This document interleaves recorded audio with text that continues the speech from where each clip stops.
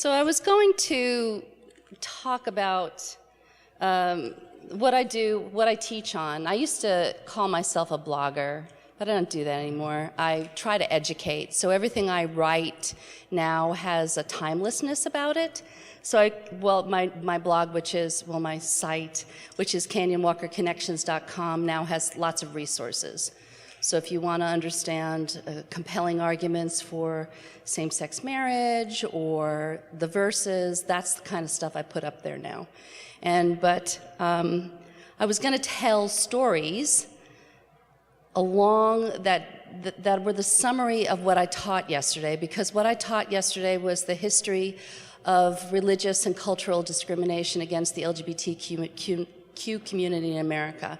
And I was going to string it together with compelling stories of, like, the first man that decided in 1868, his name was Carl Kurt Benny, to look at the way people entered into sexual relationships instead of by the role they played. Did they play the masculine or the feminine role? Were they the penetrator or penetrated? And he decided, he was the first one that looked at that and said, no, I'm going to look at who people are attracted to, what and who people are attracted to. So I was going to tell his compelling story, and then another one about a woman in 1956 who was the first person to actually do some studies on people who were gay and people who were straight, but the words would have been homosexual and heterosexual at the time. And she did the first research to show that homosexuality was not a pathology, it was not a mental illness. She's a good story. And then the first gay activist, Frank Kameny, who I actually went to his funeral about 4 years ago in D.C. at the old post office in Washington, which is now the Trump Hotel. But it's just really funny, the last time I was in there, the #1 gay activist in America was laying in state in what's now the lobby of the Trump Hotel. And then, just other stories. And then, unfortunately, I sat, where are you, Caleb? You were around here. Yeah, I sat with Caleb last night in the car for a half hour and talked. And Caleb said what he always found most compelling when he had listened to me in the past was my own story. I thought, well, that's a story I can tell. So, and that I'm very familiar with, and hopefully will inspire you, because I am a major voice for activism for the LGBT community in the United States, and also to educate. I call the work that I do where scholarship meets faith. I love to research. I go into these holes of research where I don't come out for days. I just start reading. I read a lot. And so there's no reason I should be here but times that I said yes, experiences that I've had, the calling of God on my life, and the gifting to do certain things, but I wouldn't have looked like that. So what I'm hoping is that maybe by the end of this, after you hear my story, maybe you'll look into your own life and say, okay, I don't look like much. I don't look like I have very much to bring to the table. What can I do in this? But as Bob said, as people of faith, we are called to works of justice. So there is likely something in your life. There is likely some gifts within your life that you can use to work towards a call of justice. It may not be the LGBTQ movement. It could be children. It could be sex trafficking. It could be poverty. It could be racism. Whatever the call is, you may not look like much. I would have never looked at my life and imagined that I would be in the position I am to educate now. I mean, I didn't really start until the age of 50. So that's pretty amazing. And most of you are under 50. And so I was born in New York City. I was raised a Catholic. I went to Catholic school. And part of the reason I care about justice, it only really came to me late in life, is when I was 2 years old, I had brothers that were 4 and 6, and my father left. He walked out to get a container of milk, and he never came back. And so I grew up in an Irish Catholic neighborhood where about 40% of the kids I went to school with at Good Shepherd Catholic School even had brogues because they were first-generation Irish. So it was a really strong Irish Catholic neighborhood. And in my school, I was the only girl in my school from a divorced family. So this was the early 60s. I'm 62 now, so it was the early 60s. It was incredibly stigmatizing. I was always lying. Because I was the only kid without a father, I would make up stories. My father, I don't know how as a 8 and 9-year-old I would figure out these stories and think they were very compelling stories. Oh, he's an insurance man, he only works at night. And, that's why you never see him. He sleeps during the day and he works at night. Everybody knew I was lying. But I had to tell these stories because my mother couldn't even cope with the shaming in her own community. So she never gave me language to understand what was going on in my own life. So it was pretty isolating. I've always been this on the outside, happy, extroverted kid, but I had no understanding of what was going on in my own life. And I saw my mother excommunicated from the Catholic Church. That's what people did at that time. They took people, no matter what the circumstance was, they excommunicated those that were divorced. So my mother was excommunicated, and she still insisted that I go to church. So even when she remarried when I was about 14, she still insisted that I go to church. We moved 2 miles away to Tenafly, New Jersey, and she didn't demand that of my brothers, but she demanded that of me. So every Sunday morning, I was the only one in the family that would get up, walk down the hill, go to Mount Carmel, supposedly. But really what I did was I went to the newspaper store, and I bought a copy of the New York Times. Here I was, 14, 15. And I would sit somewhere if it was warm enough outside and do the crossword puzzle in pen. That's who I am. But I was lying. I wasn't going to church. I was doing the Times crossword puzzle. I couldn't reconcile in my head who this God was that I should like or love him because he excommunicated and didn't care about my mother. And so I guess this sat long within me that God didn't love me, God didn't love my mother, because due to something we couldn't control. We had nothing to do with it. It was my father that walked out. So you can see how this would sit on me for many years that, and eventually come up in a justice issue that LGBTQ people can't do anything about their sexual orientation, yet God doesn't love them. So that sat and percolated in me for years. I can tell that God has done a great deal of healing in my life, that I can stand up and talk for 6 hours about issues of sexuality, because if you sat and you listened to me, you know that I say, when I speak, there's 3 words I say constantly. I say patriarchy, procreation, and penetration. Those all the time. When I spoke last week, I was in Atlanta, and I spoke to a select group of 40 pastors and ministry leaders from one of the largest churches in America behind scenes. And, those are not comfortable words to say around those sorts of people.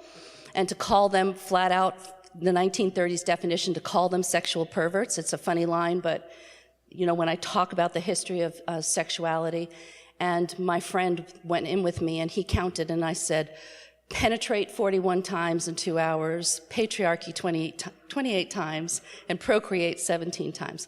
Those are not typical conversations that pastors hear, but oh well, they heard it. And so, but to get to this point in my life where I can speak about human sexuality incredibly comfortably, God had to do a great deal of healing in my own life, because I, as with many women and many men, I'm a victim of the Me Too movement too. Sexual abuse from the age of 5 until about 12. So the fact that I can do all of this says that God has been very real within my life and bringing me to this point. Because if I had a lot of sexual shame, believe me, I couldn't be standing up and talking about the issues that I talk about all the time incredibly comfortably. I went to school. I was the product of the women's movement of the 1960s. I didn't have to work for it at all. I went to high school in 1970 and college in 1974. So I was the beneficiary, the first generation of women that benefited from the women's movement. And that put an unbelievable amount of strength within me. And for you young women, we haven't gotten that again. It disappeared in the early 1980s, the religious right. And so I hit that decade, though, and I'm very grateful for it, because there's nothing inside of me that says I shouldn't or I can't. So there's that attitude plus that New York City thing. I have this, I dare you to step in front of me. And so I went to engineering school in 1975 at Rutgers University, where they had just allowed women to come into the college 4 years before. And the engineering school was 2% women. Yay for a heterosexual woman, right? Who was pretty smart, so I didn't have to study tons of a lot, so I could date all the engineers. That was nice. But I came out and very empowered as a woman that could do anything. So that became part of my story. And you don't see these things building in your life. You don't see these major pieces being put into you. And you cannot possibly imagine this mismatch of things and problems and events in your life would be something that God could one day use. Because as I said, I could have never imagined that I would be where I am in my life doing these issues of justice. I moved after I lived on the East Coast for a while. I followed a boyfriend to Seattle. I unfollowed a boyfriend to Seattle. I ended up in Reno, Nevada on an engineering project, and I ended up staying there. So in 1982, I went to Reno. I worked on a ranch, not as a cowgirl. I did the water and waste treatment design on a ranch, every woman's dream. And so, but I lived in a $200 a month ranch hand house on the ranch, 6,000 acres behind me, and that's where I lived. And the short version of the story of how I got married is I stole my boyfriend's sister's boyfriend. Okay, like do the math in your head, do the chart. Not terribly reputable, but that's what I did. And then I had, over the next few years, I had 2 children, pretty close in proximity, 15 months apart. Andrew is 31, he lives in Squaw Valley, he's an Uber athlete and a really hardworking property manager. My daughter Sam works in New York City, and oddly, 4 generations of women in my family were all born on Manhattan Island, and my daughter was born in Reno, Nevada, and she lives and works on Manhattan Island. She went back.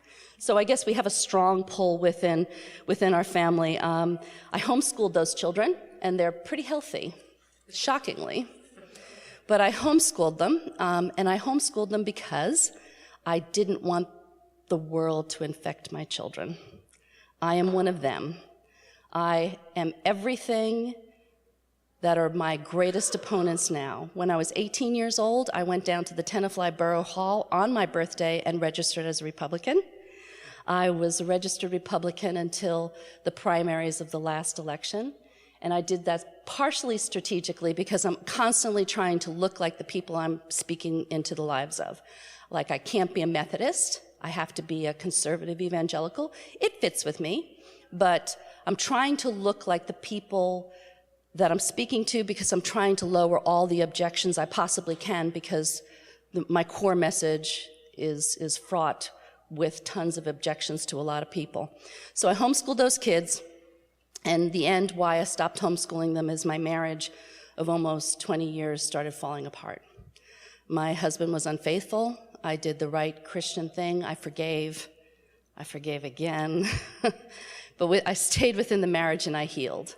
So all of these things, it just looked like my life was a disaster and it was not going to go anywhere. My Christian message was going to be destroyed. I honestly thought that one day I would be on some stages talking about my healed marriage. That's what I really thought my life was headed to. And that didn't happen. And so the way I started coping with divorce, or impending divorce, that even my children didn't know about, was I started hiking every day to keep my body busy. And I took a class at a community college so that I could do a language. And languages are the most difficult things for me to do. So here I was, 50 years old.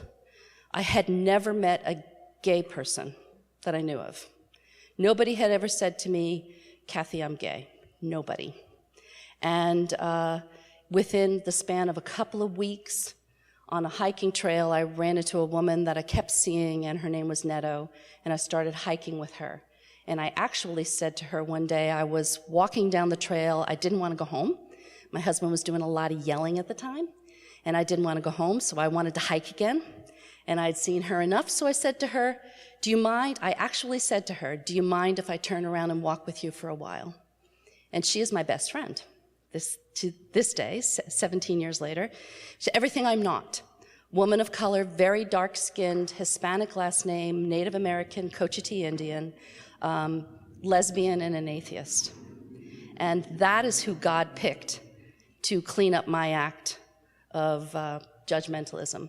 And also in the same month, I was paired up the very first night of Italian class with the only gay guy in class. So all of a sudden, I'm confronted with gay people in my life. And I was polite about it. I was shocked by a lot of things, but I was polite about it. And I walked that path for still about five or 6 years, and I never confronted my theology on this. So you can see this is a very slow journey for me. I'm telling you again, it didn't look like I was going anywhere. And had gone through a divorce, had tried to restart a career in technology sales, and so I didn't look at the verses at all, because what I heard was gay people didn't want anything to do with church, and church didn't want to have anything to do with gay people. So why should I deal with the scriptures that had to do with it? I just knew they were in the Bible, and I knew they were anti-gay. So why invest any time in that? And I just didn't bother. And then I happened to be reading the New York Times again, and on the front page of the New York Times in December of 2006, there was an article on the Gay Christian Network. And there was an article that Justin Lee, who's now been a friend for years, he was talking to the reporter, and they were at someone's house, and there were two men holding hands, reading their Bible together, and they were in a Bible study. And I had never thought, this is 2006, I had never even conceived of the two words together of gay and Christian. Never thought of it. Didn't even cross my radar. So I went to the website immediately, and I started clicking around, expecting to see pure heresy. And when I went to the mission statement, I believed the mission statement. I agreed with it. And that bothered me. It really bothered me, because this was a very quick transformation. In my head, it was like, I agree with this. 3 weeks later, I found myself at the GCN conference in Seattle. Were you there, Steve, at that one? Were you there? You weren't at that one? I don't know which one I met you at. And so I went to this, and it was less than 200 people at that conference. And I was the first straight ally. I didn't even know that's what I was called. I was the first straight person to show up at a GCN conference. But the first night of worship, that was it. Did me in. I stood at the back of the room, and I watched there were no trans people in the room, watched gay people worshiping God, and my heart was in it. My head was so confused as to what was going on, but I knew it was the truth. And I came home and started having to deal with Scripture. But it still took me another year to deal with Scripture. And the reason was I was still playing this game of not understanding, and then hiking on a trail with Netto. I can tell you the spot on a dirt trail where I was talking to her about, she was about to go off on a weekend with a bunch of RVing lesbians. And I said something to her, and she couldn't wait to get away because she felt safe with this group of women, these RVing lesbians. And I thought, why doesn't, this is a ridiculous question, why doesn't she feel safe like I feel safe?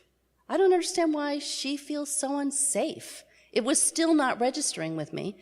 And she said, you know, Kathy, slap, slap, you're white, you're Christian, you're heterosexual, and she said, I'm none of those things. She said, I'm a woman of color, I'm an agnostic, I'm a lesbian, and it's so hard for me to say this all the time, but she said, not even God loves me. That was it. It was that one spot that I can point to on dirt that changed my life. when a woman that I loved as a friend told me God didn't love her. And that forced me into the scriptures. That one sentence forced me to look at the scriptures. So we had a particularly snowy week that year. The business I was working for shut down for the week. People at my house last year, I had 12 feet of snow. I get a lot of snow. I live at 5,600 feet right below a ski resort. And so every day I decided to take one of the clobber verses. And I took out 2 computers, and I took out the concordances that I had and history books. I've always been a reader.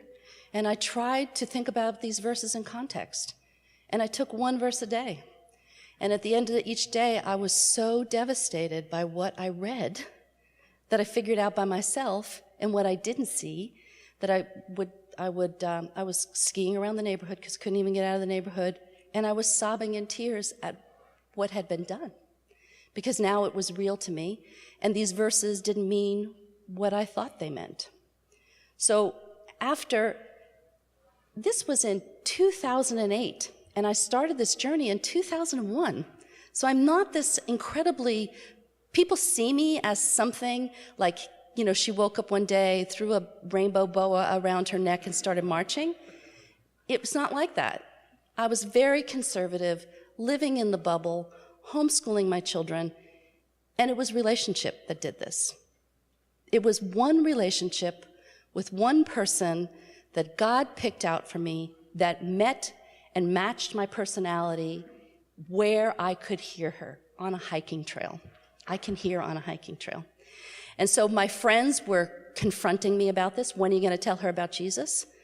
I thought, no, that's not how it's going to work with me.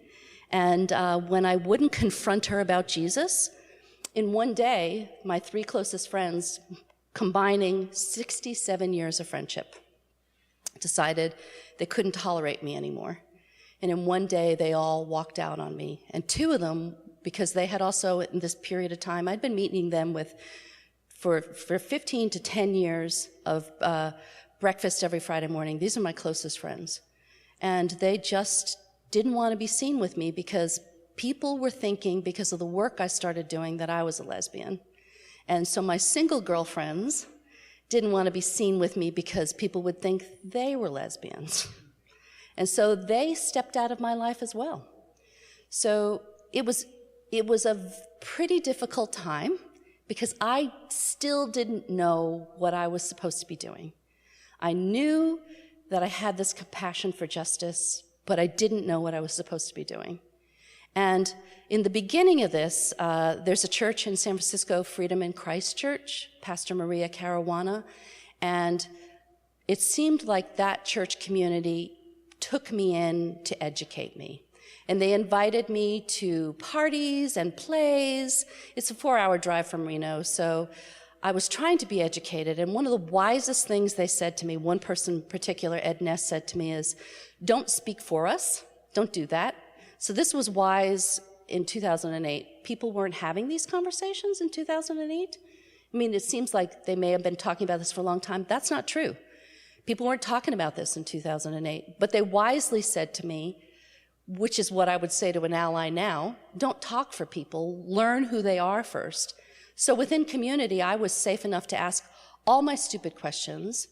It's a lie to say that there are no stupid questions because I asked all the stupid questions about sex, I asked all those questions. I got great answers, people that just let me be who I was.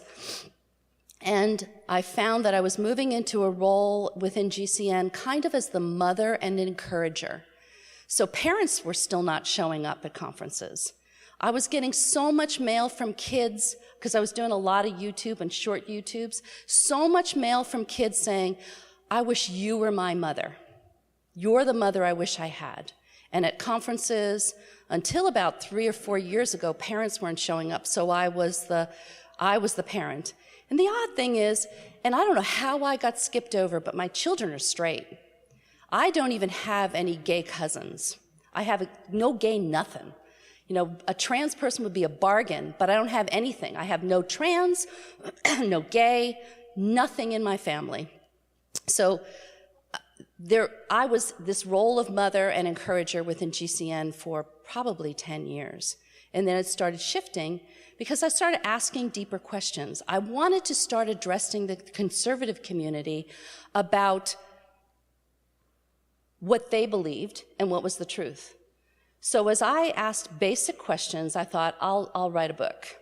So the original form of the book was supposed to be, this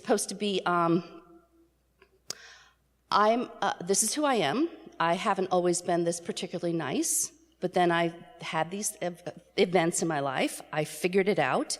Here's what the verses mean. Here's a couple of gay Christians in their own voice. Don't you want to be just like me?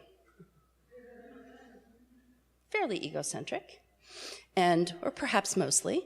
And as I started to write the book, it completely changed. It was like God was just waiting for the buy-in. Like, Kathy, you're a sucker, you're fairly obedient. If I can just get you to sign on the dotted line in the Spirit, I got you, girl. And I started a book, and I just kept asking questions like, how did that happen? How did that happen? How did that happen? I was one of those persistent children that asked questions. It finally paid off 50 years later, but a pain. I'm just absolute pain. I push. I go after things doggedly. I don't stop until I get an answer. It's just who I am, thank goodness, but not great as a teenage girl at all. And then I was cursed or blessed with the same thing in my own daughter. And she's a wonderful young woman, but those teenage years, she was me. And so I've learned to just let her be, to be a push, to be a question asker. And so I ended up writing Walking the Bridges Canyon. And how I started approaching the whole issue was foundational. How have we understood human sexuality? How has that changed over history? What are the things that have built into the cultural discrimination against same-sex people, same-sex loving people? What are the political things that have gone into that? What are the medical issues that people keep bringing up? I did a great chapter on AIDS, and then talking about marriage in there, and I just built this foundation, and I found out it worked. Because it was appealing to people. You have had those conversations where you talk about scripture and the conversations don't work. They just don't work because we agree to disagree. And I was trying to approach it in a different way that people could understand why we have these beliefs about the Bible that we do. And the most recent work that I've done is, I think, actually going to be the most interesting of my life.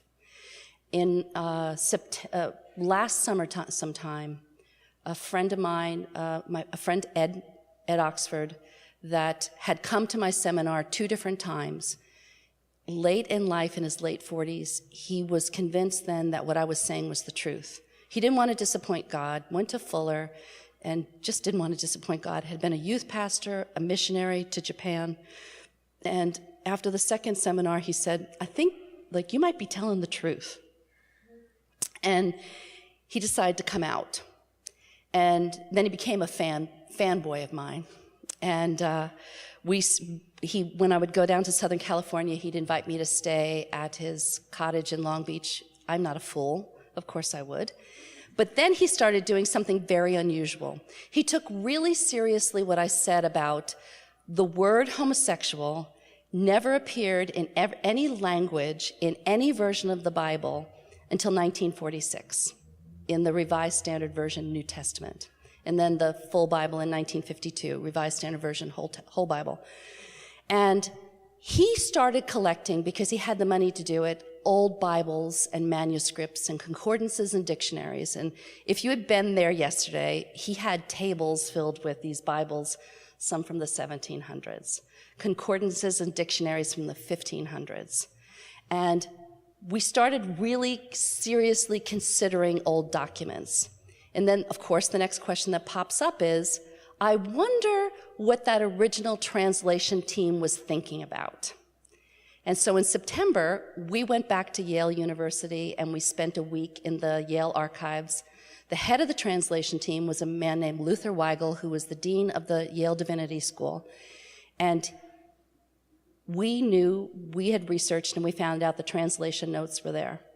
So we went back. There were 23 rolls of microfilm, each with an average of 2,000 sheets on it, and 19 boxes of paper archives.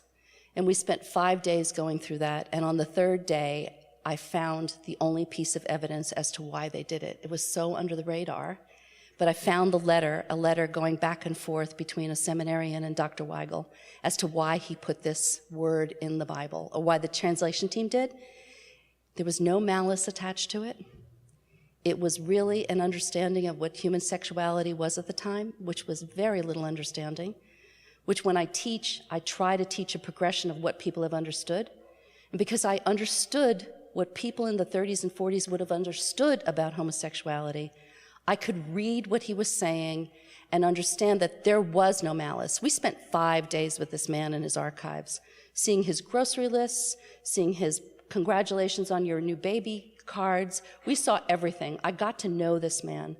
And so it caused great sadness in me to know that this was a mistake in the beginning. So then the next question comes up it's just a logical question in my head that says, as we knew better about human sexuality, did we do better with Bible translations on these verses? And the next time homosexual appeared in the Bible, in Romans and Leviticus, was 1971. So the word homosexual wasn't there till 1946 in one verse, and then in 1971 it was added on in 2 more verses. This is only a 50-year-old issue, and all the damage that it's done to lives in 50 years. It was devastating to see that. When I found that letter, I went up into the atrium and sobbed over Ed's beautiful gay clothing, it was his nice clothing, and I was snotting into his shoulder because it was so devastating. So then the next question came up a couple of weeks later. Why don't we try to dig into the translation notes of the other problematic versions that have been sold to the evangelical market? So that's the project we're on now. We're starting to dig in, and because I am that pest and persistent person, I was told 3 months ago that some archived material that I really wanted, or some translation notes that I really wanted, weren't even available. And then somebody in absolute frustration with me sent me a short note and said, what you're looking for is at, and he told me where. And those translation notes are really important. And what we found out when we went to Yale was, shockingly, nobody had ever gone into Luther Weigel's archives. The microfilms had never been called for, the paper notes had never been called for, and we were the first to do it. Now, it was a very simple question that I asked. How did that happen?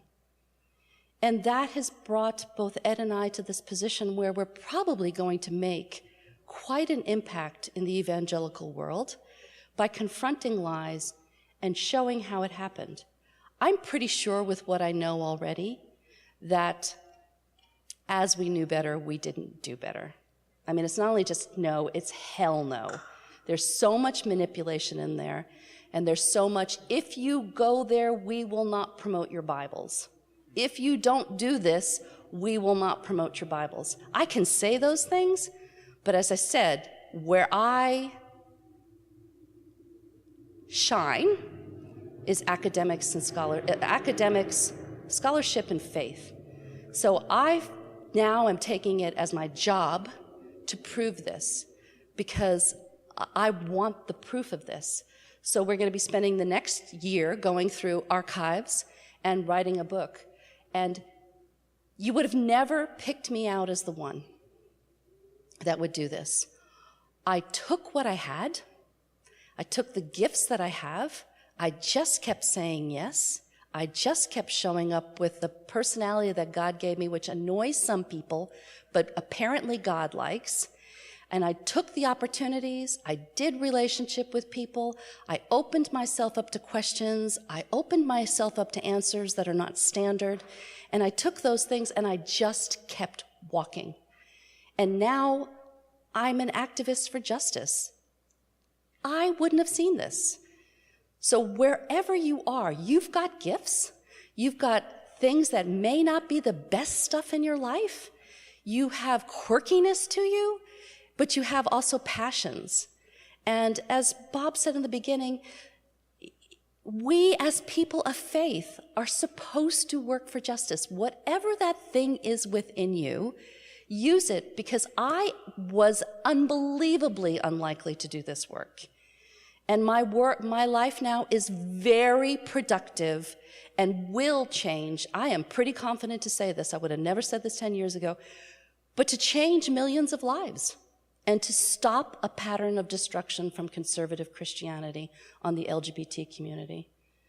So my hope and blessing for you is that you seek those things within you, and that you ask those questions, and that you don't be afraid to ask those questions. What am I gifted at?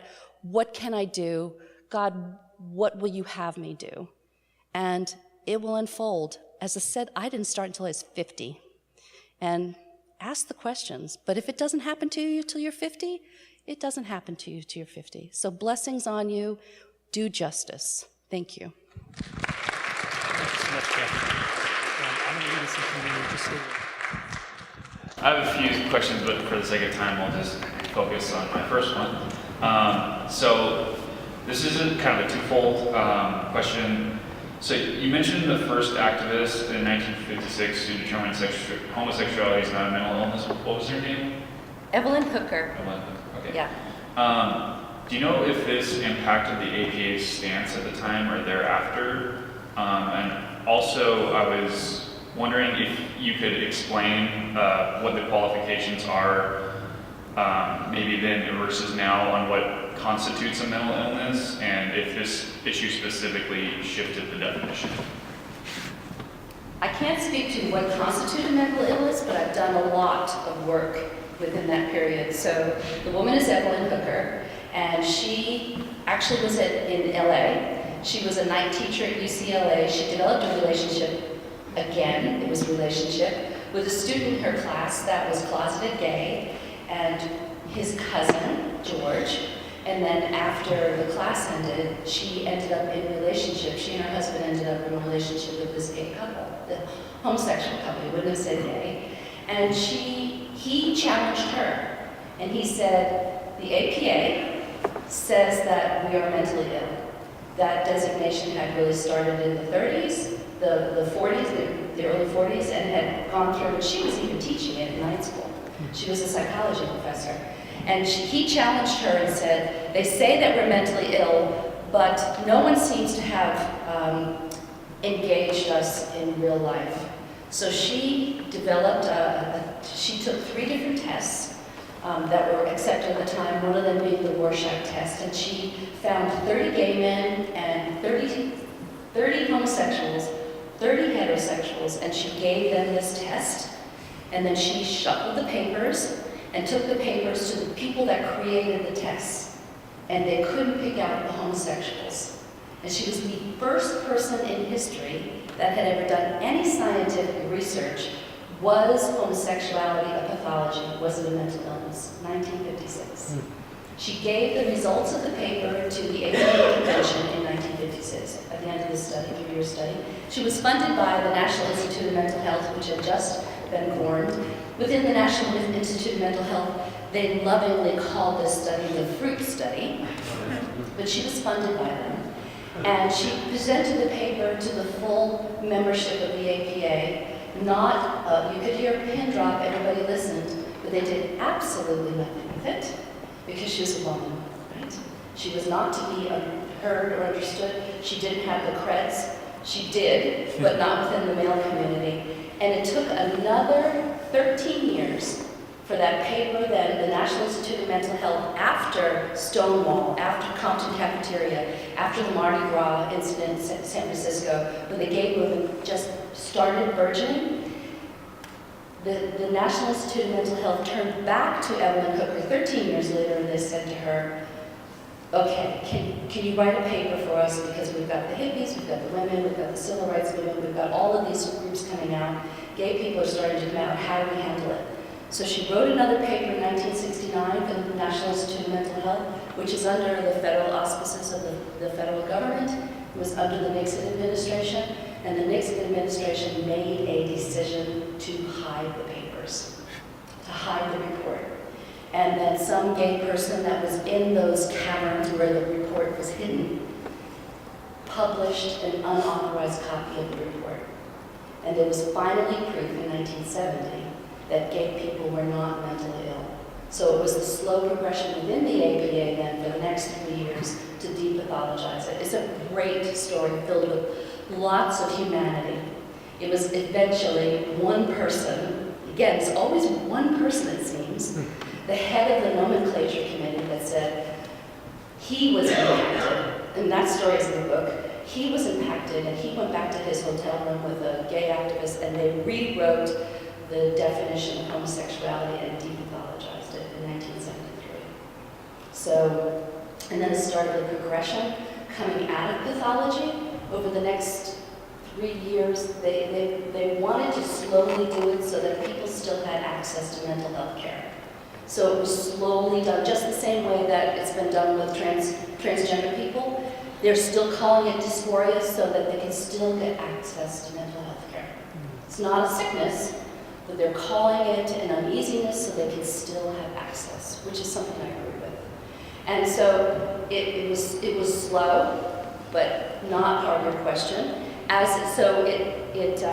It came out of those shadows of mental illness, and then somehow, let's call it the religious right, perhaps merging with politics. By 1978, it was no longer pathology, but the church made it into a sin now, right?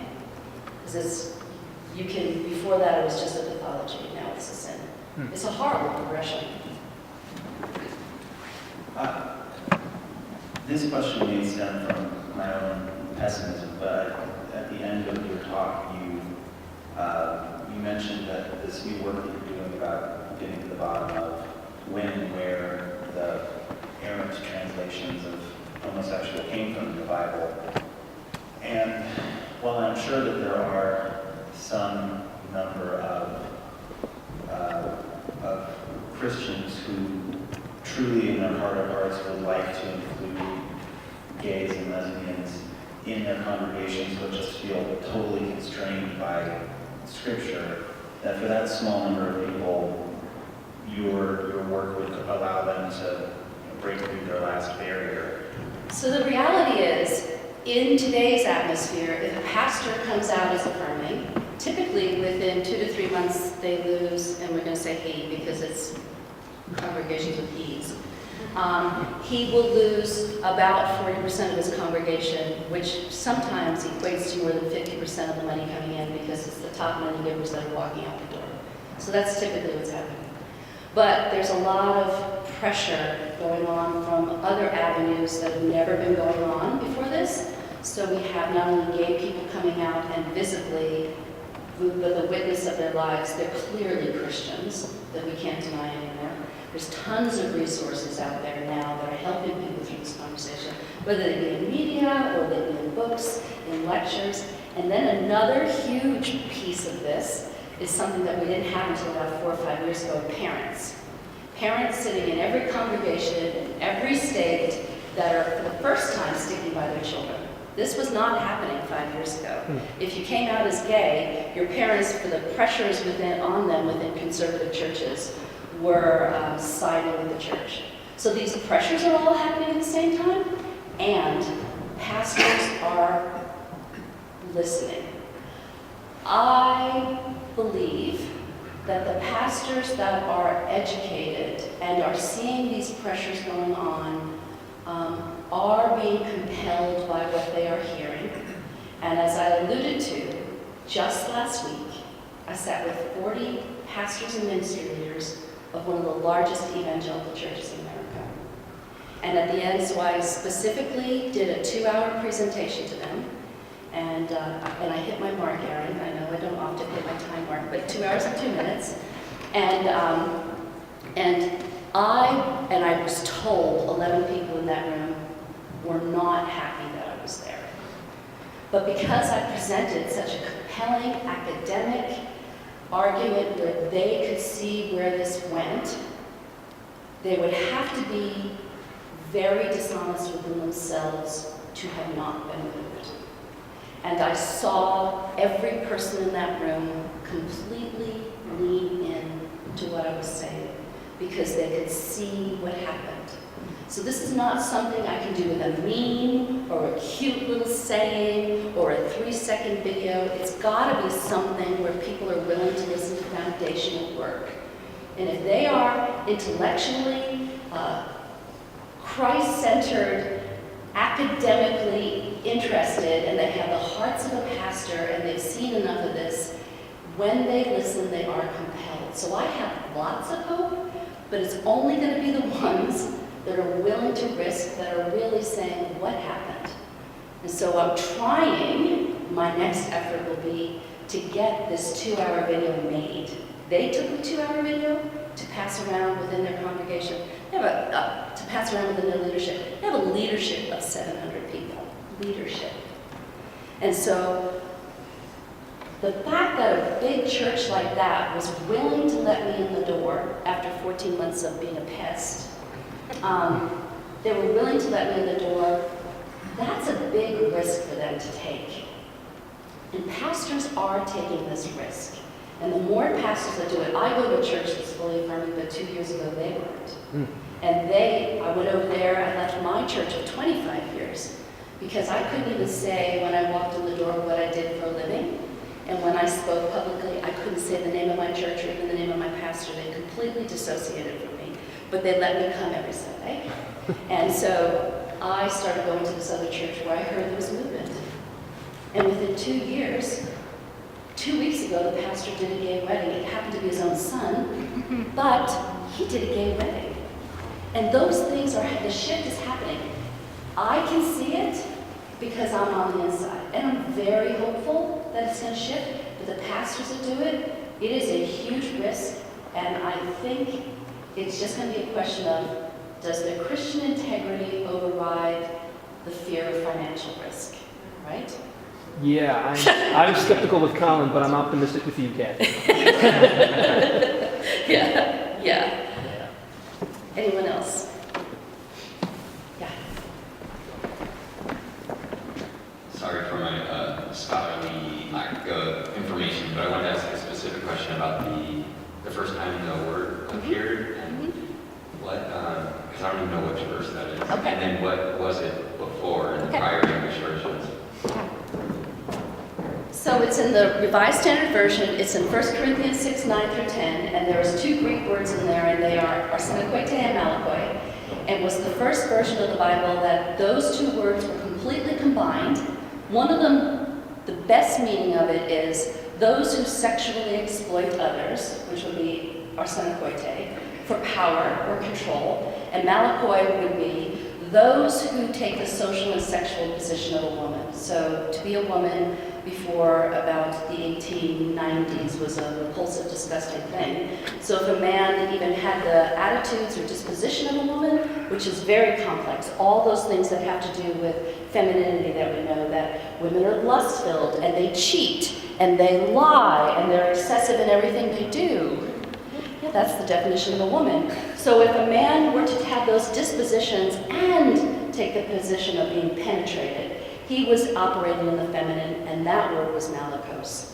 So it was really about abuse, it was about power, and those 2 words by the team were taking the 2 words for the first time ever, were combined up, made into this word homosexual, which had only been in the lexicon by that point for 50 years, and not even in the dictionary. It had only been in a dictionary since 1934.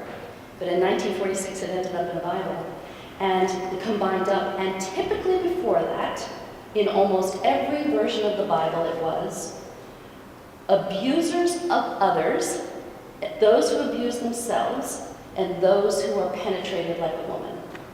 So it was always involving abuse, power, control, a differential of age or power, but it never had anything to do with women. Because women couldn't give up their manly honor. They didn't have any manly honor to give up. So it never included women anyway, but all of a sudden when you make it the word homosexual, it automatically includes women. So it was a bad translation. The translation right before that from the team members was catamite, sodomite, which was really a better translation. But They were trying to make the Bible readable, and they thought a lot of people don't know what the word catamite means, and that really was the basis of it. It was very simple, non-malicious, and not well-informed. But nobody was well-informed about human sexuality. So it was really a very unfortunate mistake.